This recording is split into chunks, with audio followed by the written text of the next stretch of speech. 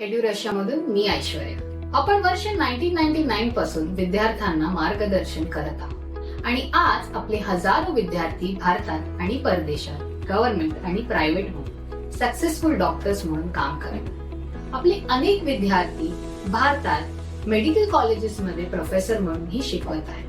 जर तुम्ही डॉक्टर बनण्याचं स्वप्न पाहत असाल भारतात किंवा इतर देशात, तर ते स्वप्न साकार करण्यासाठी आम्ही तुम्हाला नक्कीच मदत करू.